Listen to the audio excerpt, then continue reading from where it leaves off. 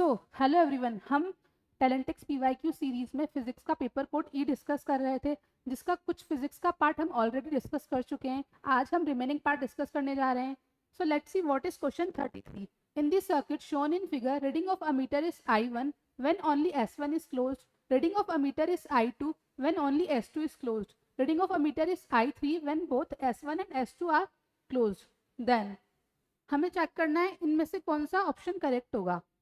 ठीक है, so what we have given that when S1 is closed,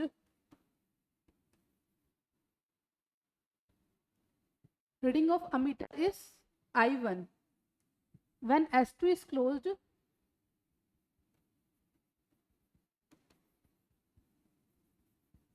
reading of ammeter is I2. When S1 and S2 both are closed,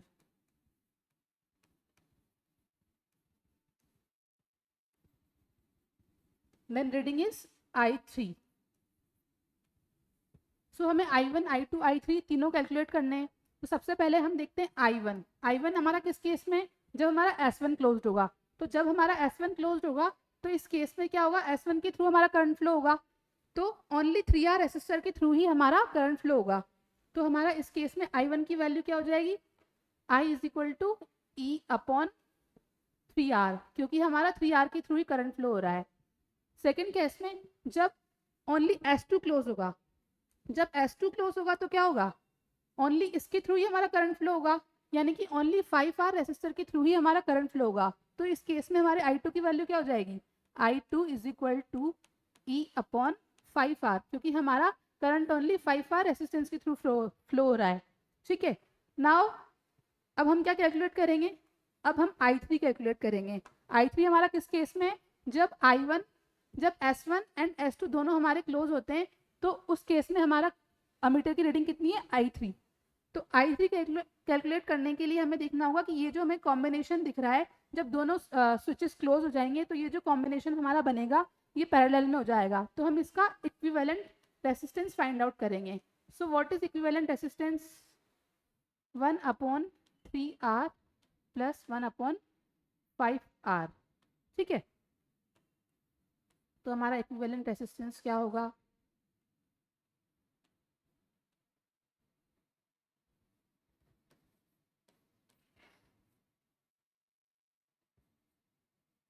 eight upon 15R। ये हमारी किसकी value है, 1/R equivalent की। Clear. Next हम R equivalent की value क्या है हमारे पास, 15R अपॉन 8।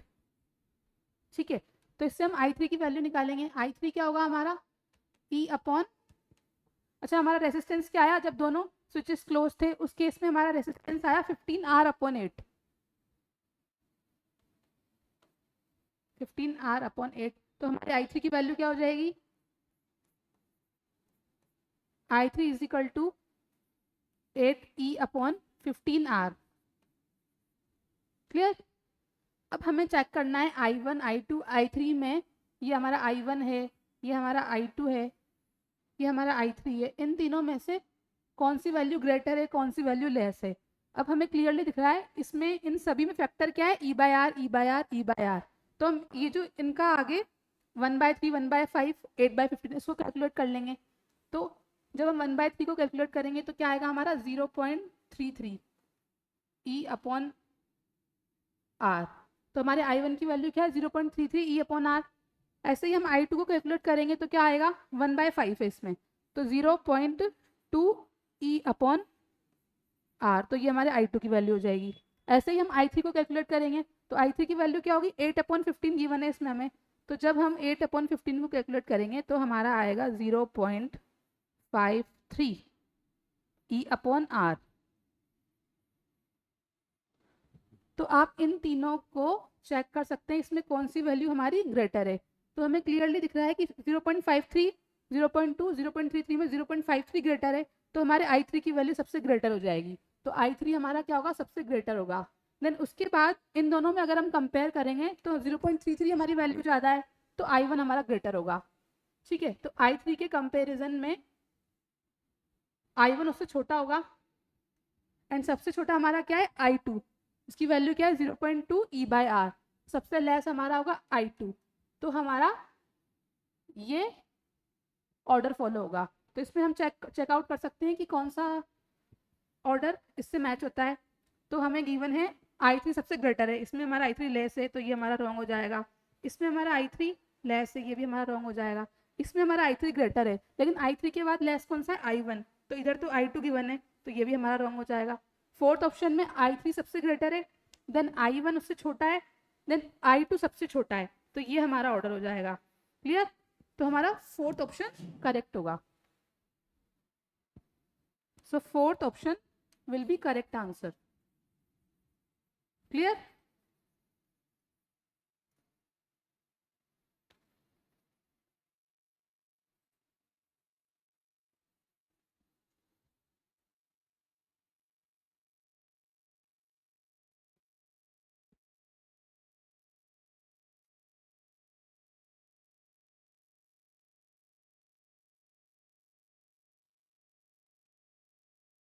फोर्थ ऑप्शन हमारा करेक्ट है। Next question is if the monthly electricity bill for November for a household is 600, how much energy unit were consumed per day on an average, assume the cost is Rs 5 per unit. हमें क्या given है? Monthly electricity bill given है। Monthly electricity bill कितना है हमारा?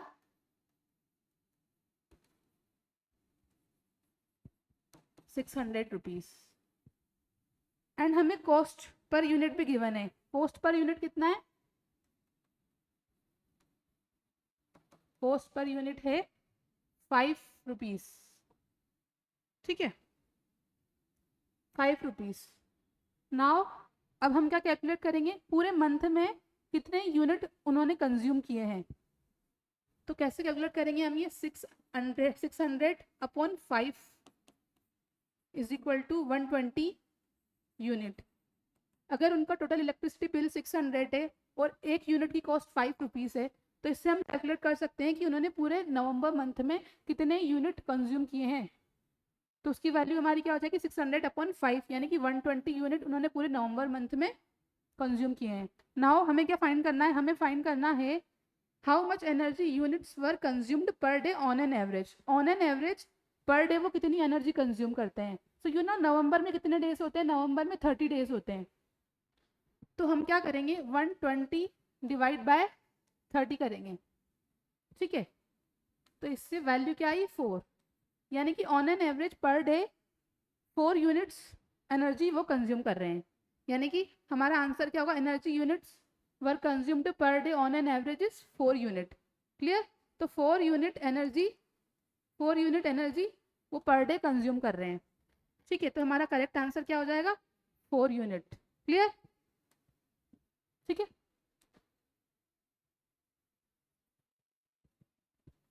Now moving to the next question. Next question देखते हैं हम क्या है। What will be the magnitude of resultant magnetic field at origin due to current carrying 4 infinite length wires placed perpendicular to the plane of paper at the same distance from origin as shown in the figure? If due to each wire magnitude of magnetic field at the origin is B. ठीक है, तो हमें origin, यहाँ पे origin पे कितना हमारा magnetic field का मैग्नीट्यूड आ रहा है ये कैलकुलेट करना है। तो हमें इसमें करंट की डायरेक्शन दी हुई है। यहाँ पे करंट क्या है? हमारा डॉट बना हुआ है। डॉट मीन्स हमारा करंट किस डायरेक्शन में? आउटवर्ड डायरेक्शन में। यहाँ भी हमारा करंट आउटवर्ड डायरेक्शन में। यहाँ हमारा क्रॉस बना हुआ है, यानी कि ये क्या है? इनवर्ड डायरेक्शन में। यहाँ हमारा क्रॉस है, यहाँ डॉट है, यहाँ भी डॉट है, यहाँ भी डॉट है, तो यहाँ हमारा आउटवर्ड डायरेक्शन में। क्लियर? तो अब हम देखते हैं। तो हम सबसे पहले क्या करेंगे? Right hand thumb rule use करेंगे। तो यहाँ पे हमारे करंट की डायरेक्शन क्या है? टॉप पर करंट की डायरेक्शन आउटवर्ड है, क्योंकि डॉट मेंशन है। तो हम आउटवर्ड डायरेक्शन में अपने थंब को रखेंगे।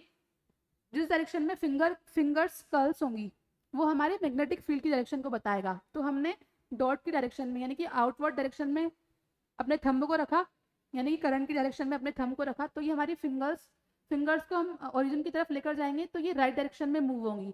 तो यहाँ पर हमारी डायरेक्शन क्या आ रही है? मैग्नेटिक फील्ड की राइट। क्लियर? ऐसे ही हम बॉटम में चेक करेंगे। बॉटम में हमारा क्या है? क्रॉस मेंशन है।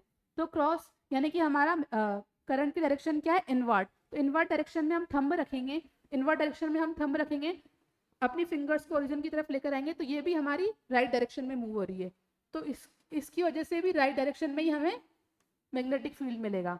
ठीक है, अब हम लेफ्ट एंड राइट में चेक करेंगे। तो लेफ्ट में हम चेक करते हैं, लेफ्ट में जब हम चेक करेंगे तो इसमें हमें डायरेक्शन करंट की क्या दी हुई है, आउटवर्ड। तो आउटवर्ड डायरेक्शन में जब हम थंब को रखेंगे और इनको ओरिजिन की तरफ लेके आएंगे तो डाउनवर्ड डायरेक्शन में हमारी फिंगर्स कर्ल्स होंगी, तो ये हमारे मैग्नेटिक फील्ड को डाउनवर्ड डायरेक्शन में इंडिकेट करेगा। तो यहाँ पे हमारा मैग्नेटिक फील्ड आ रहा है डाउनवर्ड। ऐसे ही हम राइट में कैलकुलेट करेंगे। जब हम राइट में कैलकुलेट करेंगे तो इसमें हमें करंट की डायरेक्शन क्या दी हुई है, आउटवर्ड। तो आउटवर्ड डायरेक्शन में हम थंब को रखेंगे, जैसे ही हम आउटवर्ड डायरेक्शन में थंब को रखेंगे तो हमारी फिंगर कर्ल्स ऊपर की तरफ होंगी। जब हम इनको ओरिजिन की तरफ लेकर आएंगे तो ऊपर की तरफ हमारी फिंगर्स कर्ल्स होंगी, तो यहाँ पर हमारी अपवर्ड डायरेक्शन में मैग्नेटिक फील्ड है। क्लियर? तो हमें क्लियरली दिख रहा है कि लेफ्ट में हमारा डाउनवर्ड डायरेक्शन में मैग्नेटिक फील्ड है एंड राइट में अपवर्ड डायरेक्शन में, यानी कि ये एक दूसरे को कैंसिल आउट कर देंगे, तो इन दोनों की वजह से हमारा मैग्नेटिक फील्ड 0 हो जाएगा। ठीक है, तो अगर इसका मैग्नेटिक फील्ड बी है, इसका बी है, तो ये एक दूसरे की अपोजिट डायरेक्शन में, तो राइट एंड लेफ्ट की वजह से हमारा मैग्नेटिक फील्ड 0 हो जाएगा। ना अब टॉप और बॉटम की बात करते हैं। टॉप में हमारा राइट में आ रहा है, बॉटम में भी हमारा राइट में आ रहा है, तो अगर इसकी वजह से मैग्नेटिक फील्ड बी है, इसकी वजह से भी मैग्नेटिक फील्ड बी है, क्योंकि हमें क्वेश्चन में गिवन है magnitude of magnetic field at the origin is B. Each wire की वजह से मैग्नेटिक फील्ड हमें बी ही काउंट करना है, बी ही लेना है। ठीक है, तो इसका बी था, इसका बी था, तो ये तो एक दूसरे से कैंसिल आउट हो गए, लेकिन इसका बी और इसका बी ये दोनों सेम डायरेक्शन में, तो ये कैंसिल आउट नहीं होंगे, इनको हम प्लस कर देंगे, B plus B, B top plus B bottom, क्या हो जाएगा हमारा, B plus B is equal to 2b। तो हमारा ओरिजिन पे क्या होगा, मैग्नेटिक फील्ड 2b, तो हमारा थर्ड ऑप्शन करेक्ट हो जाएगा। क्लियर?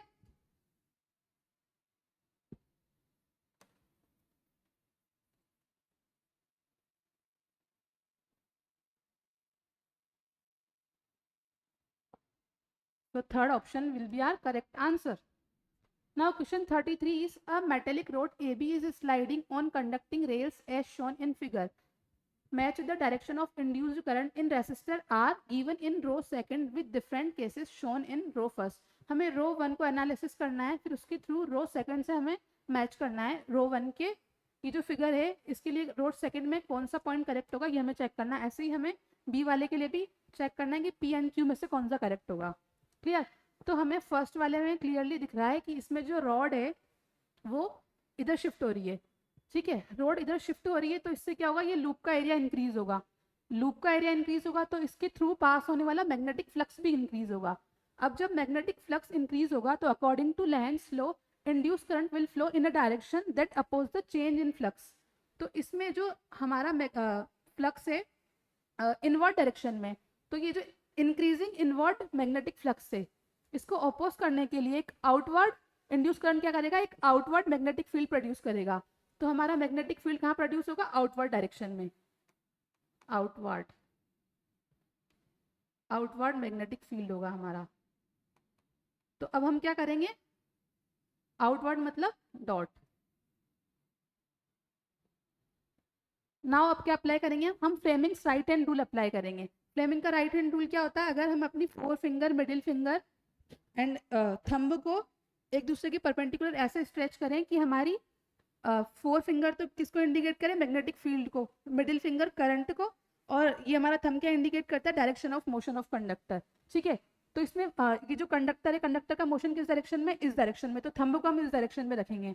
देन हमारा मैग्नेटिक फील्ड किस डायरेक्शन में, मैग्नेटिक फील्ड हमारा कहाँ आ रहा है, आउटवर्ड डायरेक्शन में, तो इसको आउटवर्ड करेंगे हम। ठीक है, तो हमें क्लियरली दिख रहा है करंट हमारा ऐसे फ्लो होगा। जो कंडक्टर की डायरेक्शन इधर है, कंडक्टर इस डायरेक्शन में मूव कर रहा है, मैग्नेटिक फील्ड हमारा आउटवर्ड है, बाहर की तरफ है। देन हमारा ये जो फिंगर है, मिडिल फिंगर, ये हमारे करंट की डायरेक्शन को इंडिकेट करेगी। तो करंट की डायरेक्शन कहाँ है, ऊपर की तरफ, यानी कि हमारा करंट ऐसे फ्लो होगा। क्लियर? तो C टू D फ्लो हो रहा है रेजिस्टेंस के अंदर हमारा करंट। तो ए के लिए, ए वाले के लिए हमारा कौन सा ऑप्शन करेक्ट होगा, फ्रॉम C टू D, यानी कि P। ए के लिए हमारा P करेक्ट हो जाएगा। क्लियर? ऐसे ही हम सेकंड वाली फिगर का चेक करेंगे। ठीक है, तो सेकंड वाले में अब हम देख सकते हैं सेकंड वाले में क्या है, सेकंड वाले में कंडक्टर हमारा इस डायरेक्शन में मूव कर रहा है, तो इससे क्या होगा, लूप का एरिया डिक्रीज होगा। तो लूप का एरिया डिक्रीज होने से क्या होगा, मैग्नेटिक फ्लक्स भी डिक्रीज होगा। तो इंड्यूस करंट क्या करेगा, इस डिक्रीजिंग मैग्नेटिक फ्लक्स को ऑपोज करने के लिए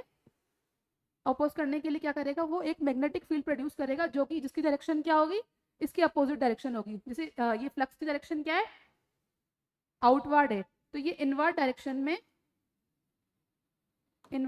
में मैग्नेटिक फील्ड प्रोड्यूस करेगा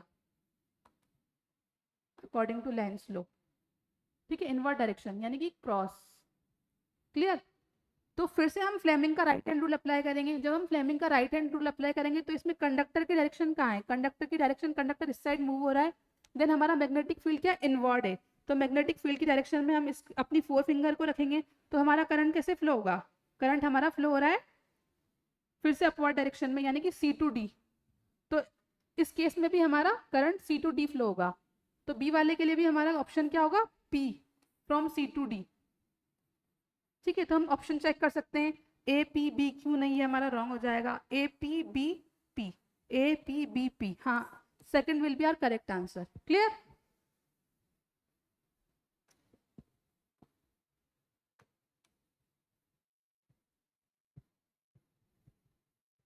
तो दोनों केसेस में हमारा C to D current flow हो रहा है, इसलिए हमारा करेक्ट आंसर क्या होगा, 2। Now question 37 is, two cars start off to race with velocities 4 meter per second and 2 meter per second and travel in a straight line with uniform acceleration 1 meter per second square and 2 meter per second square respectively. If they reach the final point at the same instant, then the length of the path is, हमें length of path find करनी है। So हमें क्या दिया हुआ है, 2 cars दी हुई हैं। ठीक है, फर्स्ट कार की वेलोसिटी कितनी है, 4 मीटर पर सेकेंड, सेकेंड कार की वेलोसिटी कितनी है, 2 मीटर पर सेकेंड। एक्सीलरेशन कितना दिया हमें फर्स्ट कार का, फर्स्ट कार का एक्सीलरेशन है 1 मीटर पर सेकेंड स्क्वायर।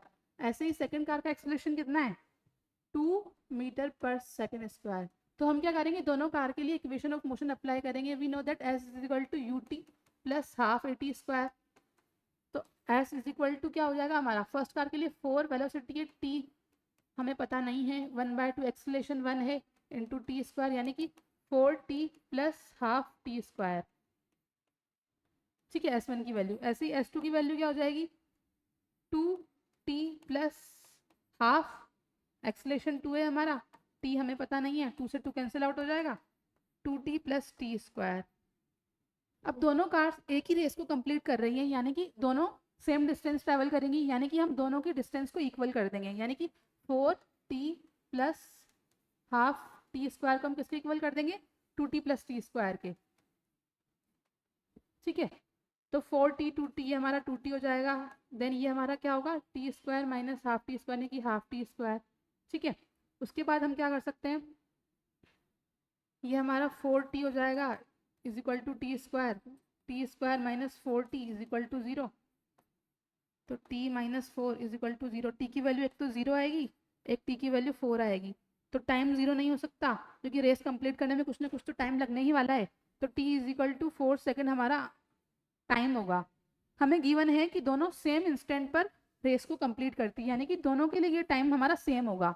ठीक है, नाउ हमें क्या फाइंड करना है, हमें फाइंड करना है then the length of the path is, हमें पाथ की लेंथ फाइंड आउट करनी है। तो हम किसी भी इक्वेशन में या तो इसमें या इसमें t की वैल्यू पुट कर देंगे, तो हमें जो पाथ उन दोनों कार्स ने कवर किया है उसकी लेंथ फाइंड आउट हो जाएगी। सो हम क्या करेंगे, कोई सी भी एक इक्वेशन ले लेते हैं, जैसे कि हमने क्या ले लिया, S1 ले लिया 4t plus half T square, time की वैल्यू हमारी 4 आई है, प्लस हाफ 4 का स्क्वायर, 16 प्लस 16 और 8 हमारा कितना हुआ, 24 मीटर। ठीक है, ऐसे ही आप इसमें भी चेक कर सकते हैं, अगर आप इधर 2 टी की वैल्यू 4 पुट, S2 में पुट करेंगे, जब आप टी की वैल्यू 2 4 जा 8 प्लस 4 का स्क्वायर 16, तब भी हमारी सेम वैल्यू आएगी, क्योंकि दोनों कार ने सेम ही रेस को कवर किया है, सेम ही डिस्टेंस ट्रेवल की है। ठीक है, तो हमारा करेक्ट आंसर क्या होगा, 24 metre. Clear. So 24 metre will be our correct answer. Now next question की ओर बढ़ते हैं.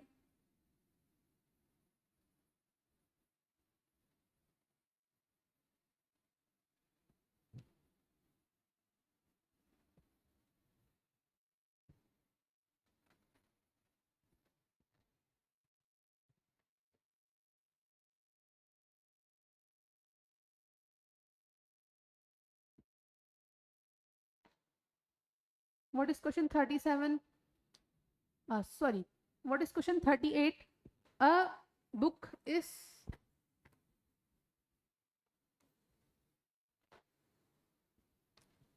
is lying on the surface of table as shown in figure. W is equal to weight of book and N is equal to normal reaction of table of book. तो हमें check करना है W and N are action reaction pair, W and N are not action reaction pair, W and N may or may not be action reaction pair, W and N are of unequal magnitude. तो हमें जो ये figure दी हुई है इसमें हम देखते हैं कि जो कि नॉर्मल फोर्स लग रहा है, नॉर्मल फोर्स जो हमें लग रहा है, नॉर्मल फोर्स जो लग रहा है वो टेबल बुक पर अप्लाई कर रही है. तो normal force is applied by the table on the book. ऐसे ही हमारा जो वेट है, वेट क्या है, वेट अर्थ अप्लाई कर रही है बुक पर. तो applied by the earth on book. ठीक है. तो दोनों केसेस में ये हमारा फोर्स बुक पर ही अप्लाई हो रहा है. फर्स्ट केस में टेबल अप्लाई कर रही है बुक पर, सेकंड केस में अर्थ अप्लाई कर रही है बुक पर. तो दोनों केसेस में जो हमारा फोर्स है बुक पर ही अप्लाई हो रहा है. यू नो जो एक्शन रिएक्शन फोर्स होते हैं हमारे, वो क्या होते हैं, डिफरेंट बॉडी पर एक्ट करते हैं. एक्शन रिएक्शन पेयर जो होते हैं हमेशा डिफरेंट बॉडी पर एक्ट करते हैं.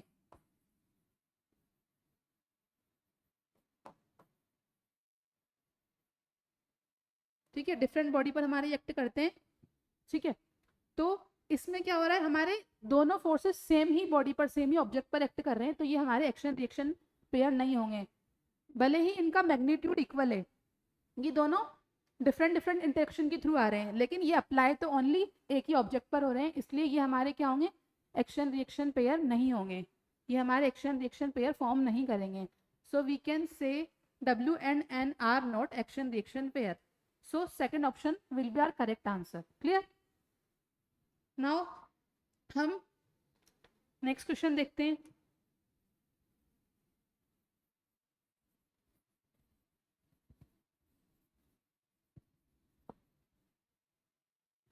Two girls with weights in the ratio 5:3 run up a staircase in times in the ratio 11:9. The ratio of power of first girl to that of second girl is. ठीक है. हमें two girls का weight का ratio given है. कितना है ratio, W1 upon W2 is equal to 5/3. ठीक है. ऐसे ही अब हमें क्या गिवन है, दूसरा टाइम का रेशियो गिवन है. दोनों स्टेयर पे चढ़ने में कितना टाइम लेती हैं उसका रेशियो हमें गिवन है. नाउ हमें क्या फाइंड आउट करना है, power of first girl to that of second girl is. इसका रेशियो हमें फाइंड आउट करना है. तो हमें पता है कि दोनों गर्ल्स एक ही स्टेयर पर क्लाइम कर रही हैं. तो दोनों गर्ल्स एक ही हाइट को कवर कर रही है, इसलिए दोनों के लिए क्लाइम की गई हाइट क्या होगी, सेम होगी. यू नो पावर क्या होती है, वर्क डन अपॉन टाइम. तो जब दोनों गर्ल्स किसी हाइट तक जाएंगी, स्टेयर्स से चढ़कर जाएंगी, तो दोनों सेम हाइट ट्रेवल करेंगी. ठीक है. तो इनका दोनों का वर्क डन क्या हो जाएगा, mgh हो जाएगा. ठीक है. तो हमारी हाइट दोनों के केस में सेम है, लेकिन दोनों का वेट अलग अलग है, दोनों के लिए mg अलग अलग है. ठीक है. तो हाइट दोनों के केस में सेम है, और नीचे हमारा क्या आएगा, टाइम, जो उन्होंने टाइम लिया है. ठीक है. तो हमारा p किसकी प्रपोजनल हो जाएगा, h तो हमारा सेम रहेगा दोनों केसेस में, क्योंकि दोनों सेम ही हाइट को कवर कर रही हैं. इसलिए p is equal to mg upon t, यानी कि p डायरेक्टली प्रोपोर्शनल टू क्या हो जाएगा हमारा, w अपॉन t. ठीक है. तो हम p1 अपॉन p2 का रेशियो हमें फाइंड आउट करना है. तो इसलिए हम w1 अपॉन t1 ले लेंगे. ये हमारा w क्या है, वेट है. w is equal to weight. ठीक है. w1 upon t1, w2 upon t2. ठीक है. तो फर्स्ट वाली गर्ल के लिए क्या है, 5, t1 कितना है, 11. ऐसे ही सेकंड वाली गर्ल के लिए क्या है 3/9। इसको हम सॉल्व करेंगे तो 5/11 इंटू 9/3 हो जाएगा। 3 से 9 कैंसिल आउट हो जाएगा। ठीक है, तो क्या आएगा आएगा हमारा 5 3 जा 15/11। ठीक है, 5 3 जा 15/11। तो हमारा रेशियो क्या आएगा, power of first girl to the power of second girl का 15/11। So we can check first option is our correct answer. Clear?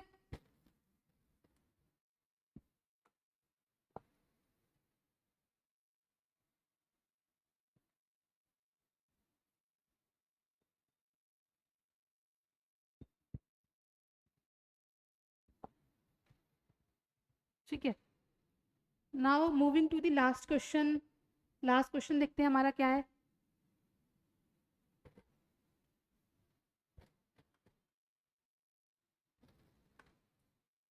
Last question हम देखते हैं क्या है। A man notice that if the rate of clapping is 100 पर minute the original sound can not be distinguished from the sound reflected from a wall. If the speed of sound is 330 meter per second, then the distance of wall from the man is, ठीक है, तो man की जो rate of clapping क्या है 100 clapping पर minute.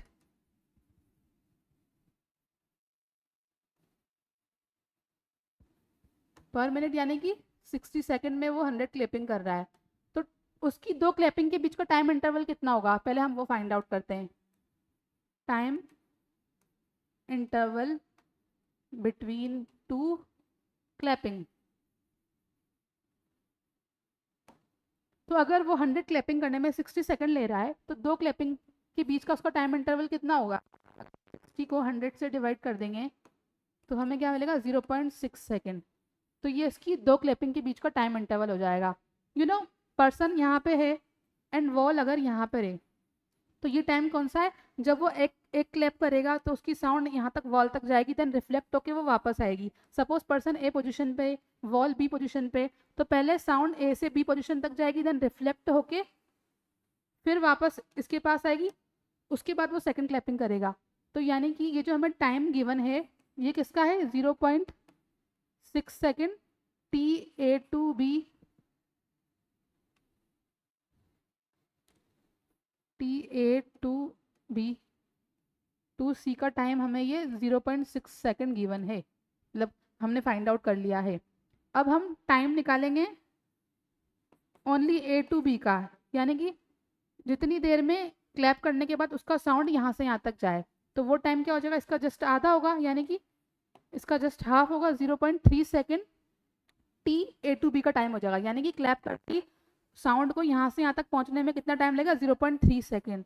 अब हमें क्या फाइंड आउट करना है, then the distance of wall from the men is, यानी कि वॉल की मेन के रेस्पेक्ट में कितनी डिस्टेंस है, ये डिस्टेंस हमें फाइंड आउट करनी है। ठीक है, तो हम देखते हैं कि ठीक है, तो हमें स्पीड ऑफ साउंड गिवन है। स्पीड ऑफ साउंड कितनी दी हुई है 330 मीटर पर सेकेंड। स्पीड हमें गिवन है 330 मीटर पर सेकेंड। अच्छा, साउंड को यहाँ से यहाँ तक जाने में कितना टाइम लग रहा है हमने कैलकुलेट कर लिया है already, t is equal to 0.3 second. So हमें क्या फाइंड आउट करनी है, वॉल की पर्सन से डिस्टेंस, ये डिस्टेंस हमें फाइंड आउट करनी है। डिस्टेंस इज इक्वल टू क्या होता है, स्पीड इनटू टाइम। स्पीड हमारी कितनी गिवन है 330, ठीक है, इनटू टाइम कितना है 0.3, ये कैंसिल आउट हो जाएगा 99 मीटर। तो साउंड 0.3 सेकेंड में 99 मीटर डिस्टेंस ट्रेवल करके वॉल तक पहुंचेगी। ठीक है, और किस स्पीड से पहुंचेगी 330 मीटर पर सेकेंड की स्पीड से। तो हमें क्या फाइंड आउट करना था, हमें फाइंड आउट करना था पर्सन की वॉल से कितनी डिस्टेंस है। तो हमने टाइम लेकर साउंड को यहाँ से यहाँ तक जाने में जो टाइम लगा उसका यूज़ करके एंड स्पीड ऑफ साउंड का यूज़ करके हमने डिस्टेंस कैलकुलेट कर ली। ठीक है, तो हमारी डिस्टेंस क्या आई 99 metre. That is our correct answer. So answer will be option 2। ठीक है, इसी के साथ हमारा पेपर कोड ई का डिस्कशन खत्म होता है। ठीक है, wish you all the very best, keep practising, success is yours. Thank you.